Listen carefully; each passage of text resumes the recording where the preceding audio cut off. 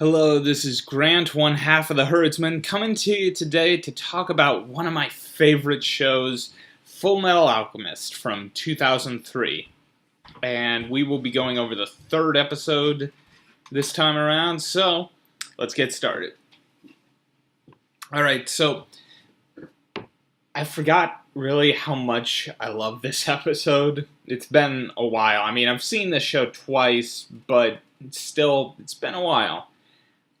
I love how this episode really kind of sets the tone for how this show is going to proceed going on. I mean, with the first episode's dark nature, it kind of seems at first like it's going to be that, oh, this is the dark episode to explain everything, but this is overall going to be a light show. Once you watch the first two episodes, you kind of get that impression. Going to deal with hard subjects, then go back to a lighter show.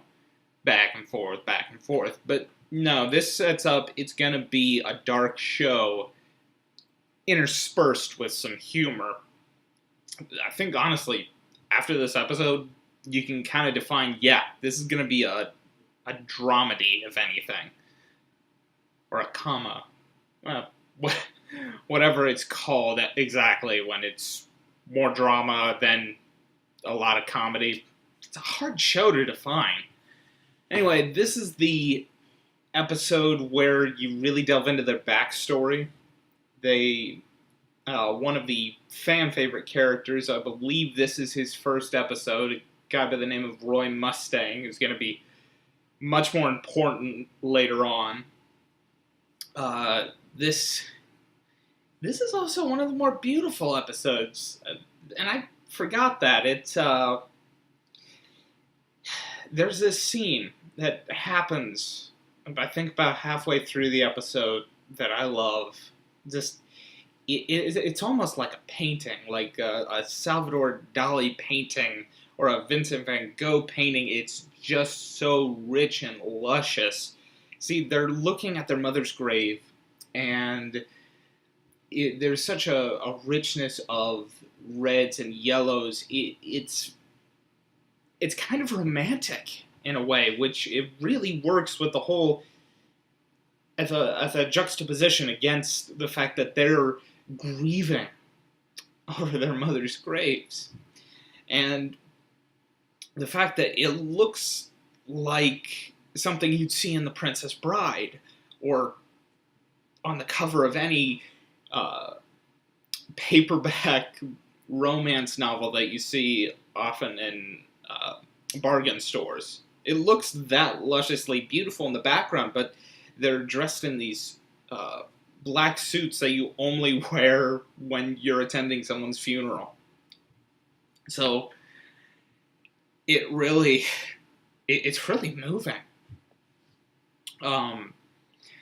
This is also the episode where you kind of you keep getting more of who exactly Edward is. He is this cocky yet lovable character. I mean, you can tell he just cares for everybody, but he's just one of those, man, you want to punch him in the face.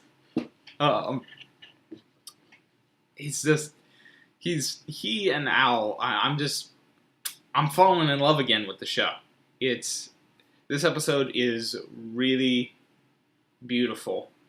And this episode, it also kind of sets the tone for not just the show, but their feelings towards the past.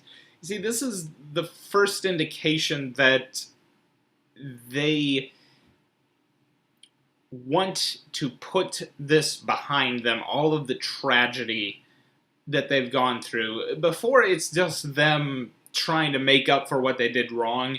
Now you're starting to realize they're trying to forget what has happened to them. They're nearly trying to forget, because these are like 10 and 11-year-old boys who actually set their house on fire because they don't want anything to get in the way of their journey to get their bodies back. So you get this, you get the foundation for a theme of you have to deal with your past, no matter how much you don't want to. You have to deal with the mistakes you have made.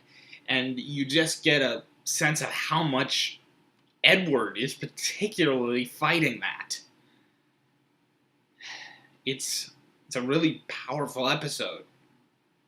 And it really shows, this episode, it really shows you how much he really cares for his brother. I mean, there's this line in this episode where he's going through surgery without anesthetics. He lost his arm like maybe hours before, entirely lost his arm, and they are attaching an artificial limb to him, nerve by nerve.